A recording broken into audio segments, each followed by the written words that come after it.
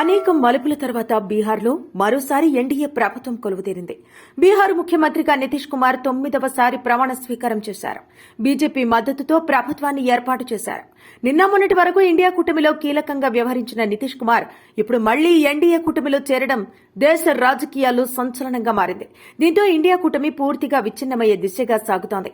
ఇప్పటికే India కూటమిపై TMC అధినేత్రి, పశ్చిమ Bengal CM, Aam Aadmi party అధినేత, ఢిల్లీ సీఎం అరవింద్ కేజ్రీవాల్ కూడా విమర్శలు గుప్పిస్తున్న విషయం తెలిసిందే.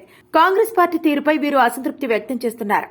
ఇండియా కూటమి కన్వీనర్ గా ఎన్నికైన నితీష్ కుమార్ ఇప్పుడు ఎన్డీఏలో చేరడంతో ఇండియా కూటమి ఉనికి ప్రశ్నార్థకంగా మారింది. బీహార్ ముఖ్యమంత్రిగా ప్రమాణ స్వీకారం చేసిన తర్వాత సీఎం నితీష్ కుమార్ ఆసక్తికర వ్యాఖ్యలు చేశారు. బీజేపీతో జతకట్టడంపై స్పందిస్తూ ఈసారి తాము కలిసి ఉండబోతున్నామని అన్నారు. ఈ మహాకూటమిలోకి తాను ఏ విధంగా వచ్చానో మీకు తెలుసని, అన్ని పార్టీలను ఏకతాటిపైకి తీసుకొచ్చేందుకు ఎలా పనిచేశానో మీ అందరికీ అవగాహన ఉందని, అయితే ఇటీవల చోటు చేసుకున్న పరిణామాలు మంచిగా అనిపించలేదని, అవి తన పార్టీలో ఉన్న వారికి కూడా రుచించలేదని నితీష్ అన్నారు.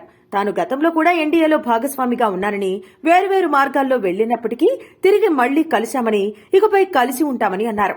నితీష్ కుమార్ 2022 జులైలో బీజేపీకి గుడ్ బై చెప్పి కాంగ్రెస్, ఆర్జేడీలతో కూడిన మహాకూటమిలో చేరి బీహార్లో ప్రభుత్వాన్ని ఏర్పాటు చేసిన విషయం తెలిసిందే.